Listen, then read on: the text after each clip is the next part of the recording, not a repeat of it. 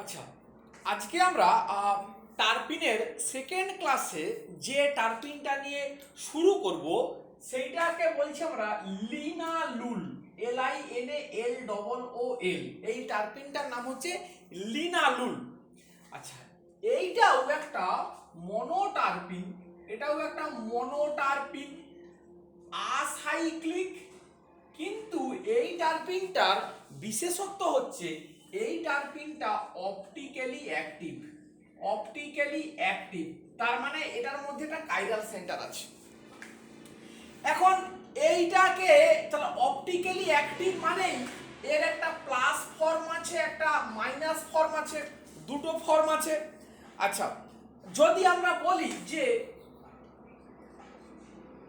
Minus form মানে এই লিনালুলের minus আইসোমারটা পাওয়া যায় কোথা থেকে না, রোজ অয়েল মানে গোলাপ ফুল থেকে পাওয়া যায়। আর প্লাস ফর্মটা পাওয়া যায় কোথা থেকে না, অরেঞ্জ অয়েল মানে কমলা লেবু থেকে পাওয়া যায়। তাহলে একটা মাইনাস আইসোমার, একটা প্লাস আইসোমার। আচ্ছা, লিনালুলের স্ট্রাকচারাল বৈশিষ্ট্য কি না, এতে একটা 3 ডিগ্রি অ্যালকোহল আছে। লিনালুলে 3 ডিগ্রি অ্যালকোহল আছে।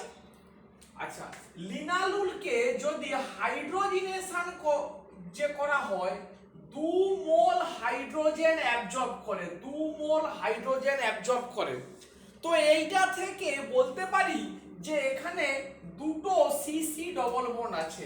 লিনালুলে দুটো সিসি ডবল বন্ড আছে। আচ্ছা, বেশ, নেক্সট একে লিনালুলকে অ্যাসিডিক অ্যানহাইড্রাইড দিয়ে যদি ট্রিট করা হয়, এটা তৈরি করে জেরানাইল অ্যাসিটেট। তার স্ট্রাকচারটা একটু পরেই দেখতে পাবি। জেরানাইল অ্যাসিটেট লিনালুলকে অ্যাসিডিক অ্যানহাইড্রাইড দিয়ে ট্রিট করলে তৈরি করে জেরানাইল অ্যাসিটেট, যেটা কিনা অ্যাসিডের প্রেজেন্সে ভেঙে গিয়ে জেরানিয়ল তৈরি করে। আমরা অলরেডি জেরানিয়ল কি সেটা পড়ে ফেলেছি। আচ্ছা, এই সমস্ত কিছু প্রিলিমিনারি অবজারভেশনের পরে যেটা দেখা গেছে যে লিনালুলের স্ট্রাকচার হচ্ছে এইটা। এই হচ্ছে লিনালুলের স্ট্রাকচার। এইটা হচ্ছে লিনালুলের স্ট্রাকচার। এই পয়েন্টটাই হচ্ছে কাইরাল সেন্টার, সেই জন্য এটা অপটিক্যালি অ্যাক্টিভ। বেশ, তাহলে আমরা এর কিছু প্রিলিমিনারি রিঅ্যাকশনস একটু আমরা বুঝে নেই। কি সেটা না, দেখ, লিনালুলকে এই যে অ্যাসিড ক্যাটালাইজ যদি ডিহাইড্রেশন করা হয়, এটা একটা রিঅ্যারেঞ্জমেন্ট হয়। কিভাবে হবে না, এই অ্যালকোহলটা যদি ডিহাইড্রেট করে প্রথমে এরকম একটা কার্বোক্যাটায়ন। আমরা আগের দিনই শিখেছি এই ধরনের কার্বোক্যাটায়নের আইসোমারাইজেশন হলে এইখানে মানে this carbocation is allylic in nature. তাহলে এই ডবল বন্ড যদি রেজোনেন্স করে এই কার্বোক্যাটায়নটাতে আমরা কনভার্সন পেতে পারি। এতে যদি জল অ্যাটাক করে তাহলে কি আমরা পাচ্ছি, এই ডবল বন্ড CH2OH। এইটা কি, জেরানিয়ল, এই আমরা পাচ্ছি। তো এই সরি এইটা হচ্ছে গিয়ে তোর সিস আইসোমার, মানে এইটা হচ্ছে গিয়ে তোর নেরল বোধ হয়। আচ্ছা, তো আমরা না, এটা সিসটাই হচ্ছে জেরানিয়ল, এই দিকে আছে। তো আমরা এইভাবে যে মানে লিনালুল থেকে অ্যাসিড ক্যাটালাইজড আইসোমারাইজেশন করে আমরা এইভাবে জেরানিয়ল তৈরি করতে পারি। নেক্সট দেখ, লিনালুলকে KMnO4 দিয়ে যদি ডিগ্রাডেশন করা হয়, KMnO4 দিয়ে ডিগ্রাডেশন করলে এও কিন্তু লাভুলিক অ্যাসিড তৈরি করে, এই CO2H। তাহলে এই কম্পাউন্ডটার নাম কি আমরা অলরেডি জানি, লাভুলিক অ্যাসিড। আর কি তৈরি করে না, অ্যাসিটোন। তাহলে এইগুলো সমস্ত প্রিলিমিনারি কিছু রিয়াকশনস অফ লিনালুল। আচ্ছা বেশ, নেক্সট এবারে আমরা যদি লিনালুলের ল্যাবরেটরি সিনথেসিস একটু দেখি, ল্যাবরেটরি সিনথেসিস অফ লিনালুল কি আমরা দেখব। দেখ, দুটো মেথড। প্রথম যে মেথডটার কথা আমরা বলছি, এই মলিকুলটার সিনথেসিস আমরা গত ক্লাসে পড়েছি। এইটার উপরে সিম্পল সোডিয়াম অ্যাসিটিলাইট দিয়ে যদি আমরা রিয়াকশন করাই, এই রিয়াকশনটাও গতদিন আমরা ক্লাসে পড়েছি। তাহলে এই OH, এই C ট্রিপল বন্ড CH। এবারে দেখ, এই ট্রিপল বন্ডটাকে সোডিয়াম আর ময়েস্ট ইথার দিয়ে যদি জাস্ট রিডিউসড করে দেই, তাহলেই আমরা কি পাবো না লিনালুল। এই, এবং একটা কথা নিশ্চয়ই এখানে বুঝতে পারছিস, এটা হচ্ছে ল্যাবরেটরি মেথড, ফলে কিন্তু আমরা কি পাবো, যে কম্পাউন্ডটা পাবো, this is basically plus minus enantiomer, plus minus enantiomer আমরা এইভাবে পেতে পারি। আচ্ছা, কিন্তু এটাও যেমন পেতে পারি, এক স্টেপে যদি জাস্ট ডবল বন্ডের করেসপন্ডিং ম্যাগনেসিয়াম ব্রোমাইড দিয়ে করি, মানে এরকম একটা গ্রিগনার রিয়েজেন্ট, ভিনাইল গ্রিগনার দিয়ে করলে এক চান্সে আমরা পেতে পারি, এক স্টেপে। এই আমাদের লিনালুল এইভাবে আমরা তৈরি করতে পারছি। তো এ সম্বন্ধে আর আমরা বেশি কিছু বলবো না, খুব ছোট মলিকুল এবং তার ল্যাবরেটরি সিনথেসিসটাও আমরা দেখলাম যে খুবই ছোট একটা আদ্রা স্টেপস। জাস্ট একটু খেয়াল রাখতে হবে যে এটাই ফার্স্ট আসাইক্লিক মনোটারপিনয়েড, যে কিনা অপটিক্যালি অ্যাক্টিভ, এবং তার অপটিক্যালি অ্যাক্টিভ সেন্টারটা কোথাও সেটাও আমরা দেখে ফেললাম। বেশ, নেক্সট আমরা যে টারপিনটা পড়ব, সেই টারপিনটা হচ্ছে সাইক্লিক মনোসাইক্লিক মনোটারপিনয়েড। মনোসাইক্লিক মনোটারপিনয়েড, মনোসাইক্লিক মনোটারপিনয়েড কি নাম, যেটা অলরেডি আমরা নামটা পড়েছি, আলফা টারপিনিয়ল।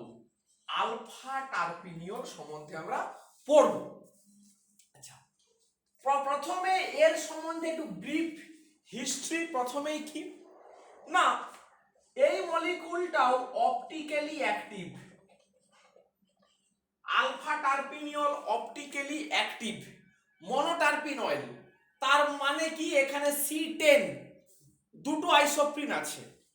আচ্ছা, ন্যাচারালি প্লাস আইসোমারে থাকতে পারে, মাইনাস আইসোমারে থাকতে পারে, আবার কোন প্ল্যান্টে প্লাস মাইনাস দুটো আইসোমার একসঙ্গেও এক্সিস্ট করতে পারে, পাওয়া গেছে এরকমই।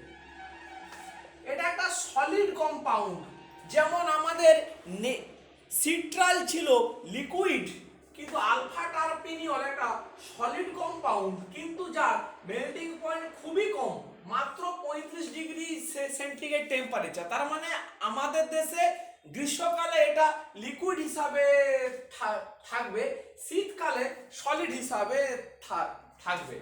Molecular formula C10H18O। এই C10 মানেই আমরা পাচ্ছি দেখতে যে 10টা কার্বন আছে, তার মানেই এটা একটা দুটো আইসোপ্রিন ইউনিট এখানে জুড়ে আছে। আচ্ছা বেশ, এবারে এর সম্বন্ধে যে কথাগুলো আমরা বলবো, যে টারপিনিয়ল একেও যদি সালফিউরিক অ্যাসিড দিয়ে ট্রিট করা হয়, দিস ফর্মস প্যারাসাইমিন। তোরা নেট থেকে প্যারাসাইমিনের স্ট্রাকচারটা একটু দেখবি। তো দিস ইন্ডিকেটস যে এর মধ্যে একটা সাইমিনের স্কেলিটন আছে, নিশ্চয়ই সাইমিন স্কেলিটন আছে। সাইমিন স্কেলিটনটা কি, নেট থেকে একটু দেখবি। বেশ, নেক্সট আমরা আসি যে এর এই আলফা টারপিনিওলের স্ট্রাকচার ইলিউসিডেশনের জন্য আলফা টারপিনিওলের স্ট্রাকচার ইলিউসিডেশনের জন্য a series of degradation reaction was carried out. সেই ডিগ্রাডেশন রিয়াকশনগুলো কি খুব ঠান্ডা মাথাতে দেখ, এরকম করে আমরা বলি যে আলফা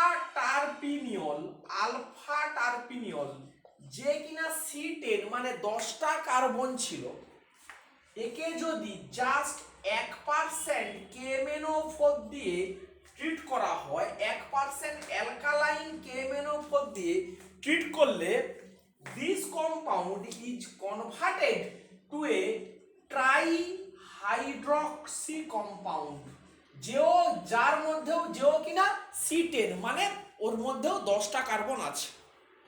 বেশ, নেক্সট দেখ, এই ট্রাইহাইড্রক্সি কম্পাউন্ডটাকে ক্রোমিয়াম ট্রাইঅক্সাইড দিয়ে ট্রিট করলে this is converted to A ketohydroxy acid which is very very unstable, not isolated। কি আমরা করছি না, মনোটারপিনয়েডস আলফা টারপিনিওলের স্ট্রাকচারাল ইলিউসিডেশন করতে গিয়ে ওই কম্পাউন্ডটার উপরে কিছু series of chemical reaction in terms of degradation করতে গিয়ে কিছু সিরিজ অফ কেমিক্যাল রিয়াকশনস করা হয়েছিল। আমরা সেই কেমিক্যাল রিয়াকশনের আউটকামটা কি সেটাকে আমরা একটু সামারি করছি।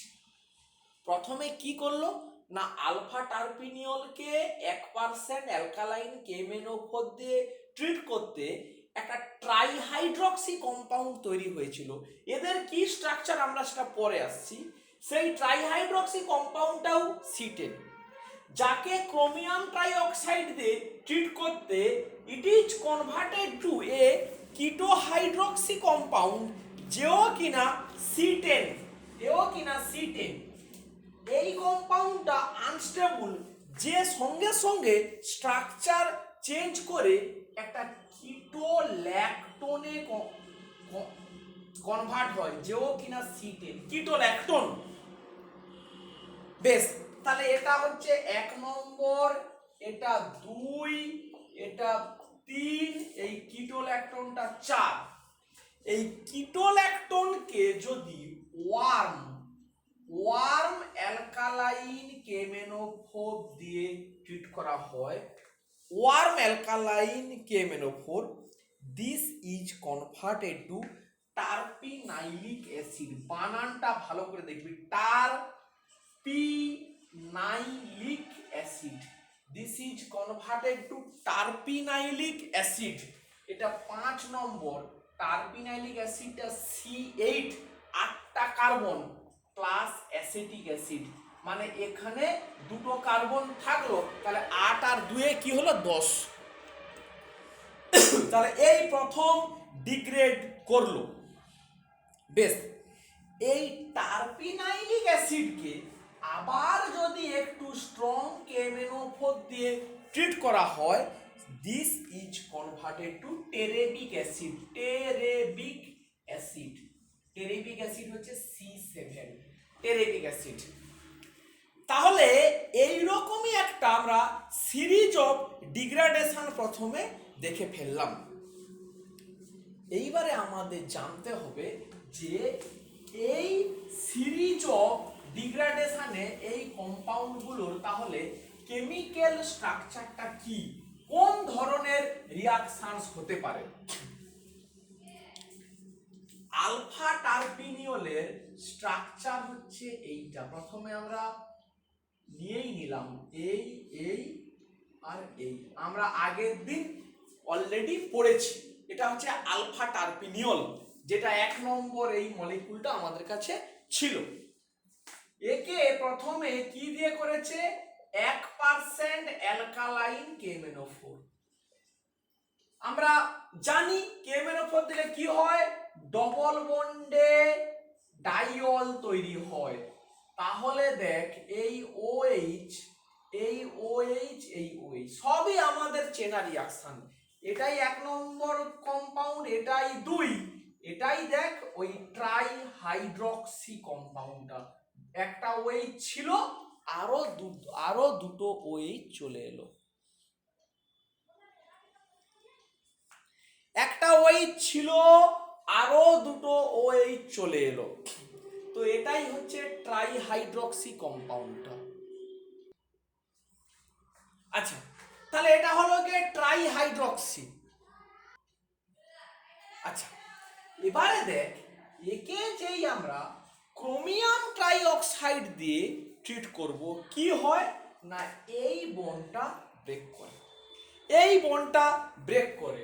ব্রেক করলে কি হয় দেখ, এই OH এইখানটায় ডবল বন্ড ও হয়, এই CO2H, এইটাকেই বলা হয় কিটো হাইড্রক্সি অ্যাসিড। এই কিটো, এই হাইড্রক্সি, এই অ্যাসিড, কিটো হাইড্রক্সি অ্যাসিড। এই কম্পাউন্ডটাকেই আইসোলেট করা যায়নি, which is very very unstable. এই কম্পাউন্ডটাই খুব কুইক কিটো ল্যাকটোনে কনভার্ট হয়। ল্যাকটোন মানে কি আমরা জানি, সাইক্লিক এস্টার। তার মানে এই কার্বক্সিলিক অ্যাসিড আর এই অ্যালকোহলটা মিলিয়েই এস্টারটা তৈরি করে। তাহলে আগে আমরা তাহলে ল্যাকটোনের স্ট্রাকচারটা ড্র করে ফেলি, এই সি ডবল বন্ড ও। তার এবারে ব্রাঞ্চ কি থাকবে, এইখান থেকে একটা ফাঁকা, তার পরের কার্বনে CH2 CH2 COCH3 CH2 CH2 COCH3, তারপরের কার্বনে এইটার এই দুটো ব্রাঞ্চ। এইটাই হচ্ছে কি আমার 4 নম্বর, যেটা কিনা আমার কিটো ল্যাকটোন হলো। এবারে এই কম্পাউন্ডটাকে যখন ওয়ার্ম KMnO4 দিয়ে ট্রিট করছে, এইখানটাতে ডিগ্রাডেশন হয়। ডিগ্রাডেশন হলে কি পাওয়া যায়, এইটার এই ডবল বন্ডেড ও, এই CH2 CO2H, CH2 CO2H plus acetic acid CH3 CO2H।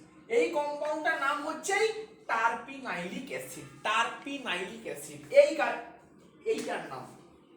একে যেই আবার KMnO4 দিয়ে ট্রিট করলো, তখন this is converted to this molecule, এই CO2H। এরই নাম হচ্ছে টেরেবিক অ্যাসিড। টেরেবিক অ্যাসিড, এই কম্পাউন্ডটার নাম হচ্ছে টেরেবিক অ্যাসিড, আর এর নাম কি না টারপিনাইলিক অ্যাসিড। টারপিনাইলিক অ্যাসিড। তাহলে এইটা হলো গিয়ে পুরো ডিগ্রাডেশন স্কিমটা কার না আলফা টারপিনিয়লকে ডিগ্রাডেড করলে এইভাবেই এই কম্পাউন্ডগুলো তৈরি হচ্ছে। বেশ, আমরা প্রথমে এবারে কি পড়ব না ল্যাবরেটরি সিনথেসিস অফ টেরেবিক অ্যাসিড আমরা পড়ব।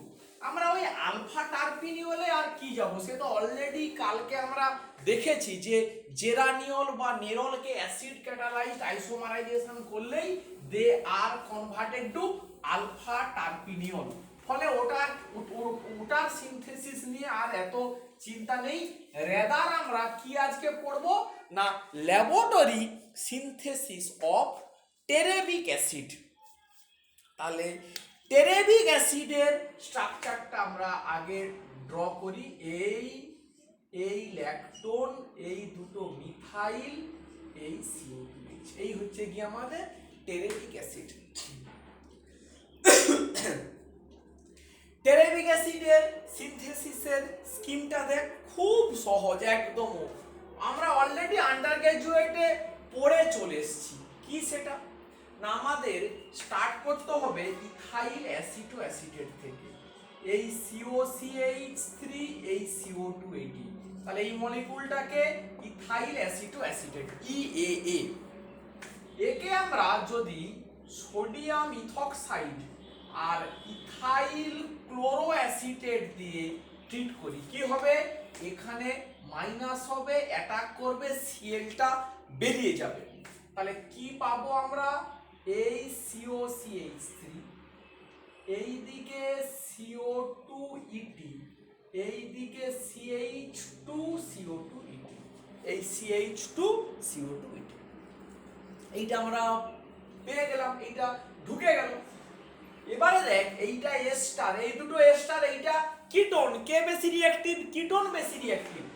তাহলে আমি যদি মিথাইল ম্যাগনেসিয়াম ব্রোমাইড 1 মোল দিয়ে ট্রিট করি, তাহলে 1 এর দাগে, 2 এর দাগে যদি মাইল্ড অ্যাসিড দেই, তাহলে কি হবে না? দেখ এই কিটোনে অ্যাটাক করলে এইখানে আরেকটা মিথাইল গ্রুপ ঢুকে গেল, এই CH2 C double bond OET, এই CO2ET, এই হলো।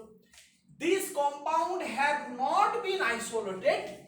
তোরা এদের যে তোদের যেটা শেখা উচিত কি সেটা হবে না, এই অ্যাসিড মিডিয়ামে এই দুটো এস্টারও হাইড্রোলিসিস হয়ে যাবে, এই মিথাইল OH, এই CO2H, এই CH2CO2H, this acid alcohol will react to give you the lactone. এই এই এই এখানে এই দুটো মিথাইল, এই CO2H, এই হয়ে গেল আমাদের টেরেবিক অ্যাসিডের ল্যাবরেটরি সিনথেসিস। টেরেবিক অ্যাসিডের ল্যাবরেটরি সিনথেসিস, ঠিক আছে, হয়ে গেল এটা। আমরা এবারে দেখি যে গতদিন ক্লাসে আলফা টারপিনিয়লকে যেভাবে প্রিপারেশন করা হয়েছিল, সাম আদার মেথডস দেখি যে ডাইরেক্ট আলফা টারপিনিয়লকে আমরা আর কি কি মেথডে আমরা সিনথেসিস করতে পারি ইন ল্যাব। এইটা ভালো করে দেখ, 1904 থেকে 1908 সাল, 1904-1908 এই সময়টা জানাটা খুব ইম্পর্টেন্ট। কোন সময়ে হয়েছিল এই প্রথম সিনথেসিসটা? দেখ শুরু করা হয়েছিল কি থেকে না, প্যারামিথাইল বেঞ্জোইক অ্যাসিড, বা এটাকে আমরা বলতে পারি paratoluic acid. This is paratoluic acid. আচ্ছা, একটু ভালো করে বোঝ, 1 এর দাগে কনসেন্ট্রেটেড সালফিউরিক অ্যাসিড দিয়ে সালফোনেশন হয়েছিল করা, এই CO2H মিথাইল। তাহলে মিথাইলের সাপেক্ষে অর্থ পজিশনে সালফোনেশন হবে, কারণ মিথাইলটাই ইলেকট্রন ডোনেটিং গ্রুপ। সালফোনিক অ্যাসিডকে যদি KOH দিয়ে ফিউজড করি, তাহলে এই রিঅ্যাকশনটাও আন্ডার গ্রাজুয়েটে পড়া, this is converted two OK, আর এটা হবে O-। একে অ্যাসিড ট্রিটমেন্ট করলে কি হবে? This will be converted to OH, এই CO2H। মানে এইভাবে আমরা একটা ফেনোলিক OH গ্রুপকে ইন্ট্রোডিউস করতে পারছি ভায়া সালফোনেশন।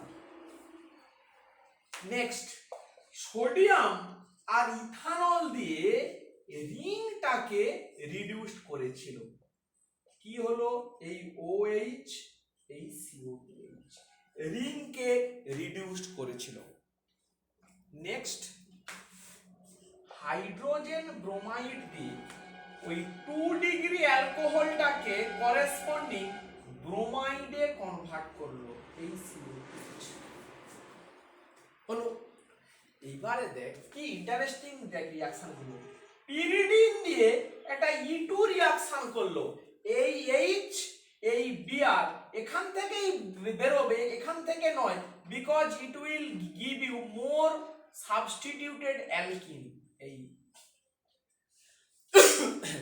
তাহলে দেখ কত সুন্দর, মানে রিঅ্যাকশন গুলো কোন দিকে যাচ্ছে, দেখ কি সুন্দর একটা ডিজাইন, স্কিলটা কত সুন্দর দেখ। এবারে দেখ ইথানল আর H+ কি হবে দিলে, অ্যাসিডটা হবে CO2ET।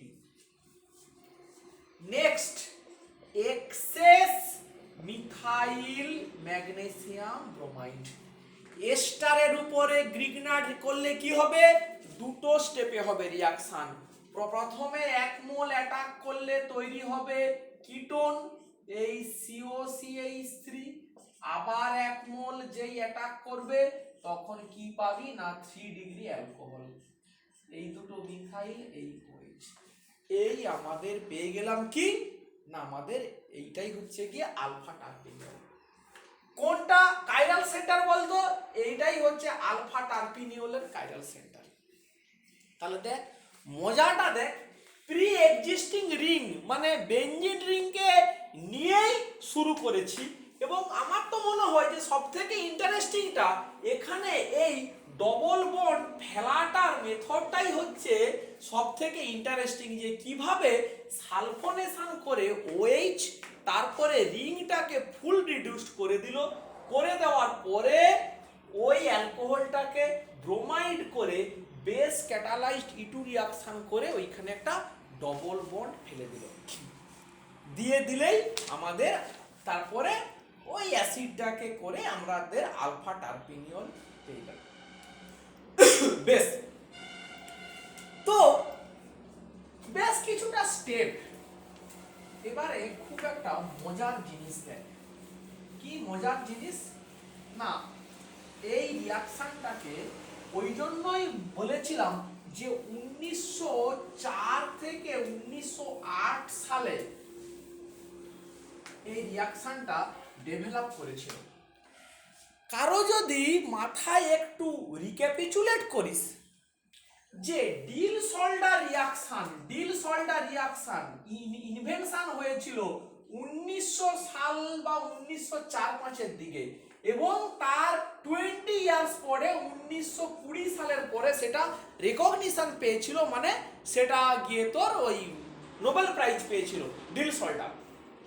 সেই জন্য ওরে 1949 সালে কি সুন্দর মডিফিকেশন দেখ হলো, মানে আলফা টার্পিনিয়ল তৈরির মানে মডিফিকেশনটা দেখ, এখানেই পেরিসাইক্লিক রিয়াকশনের বিউটি, যে আমরা আলফা টার্পিনিয়ল তৈরি করতে গিয়ে এইখানে এসেছিলাম, দেখ এই COCH3 এইখানে এসেছিলাম, এই মানে ওই এস্টারটা ছিল, এস্টারের উপরে 1 মোল গ্রিগনার্ডে এই কিটোন, আবার গ্রিগনার্ড অ্যাটাক করলে এখানে 3 ডিগ্রি অ্যালকোহলটা।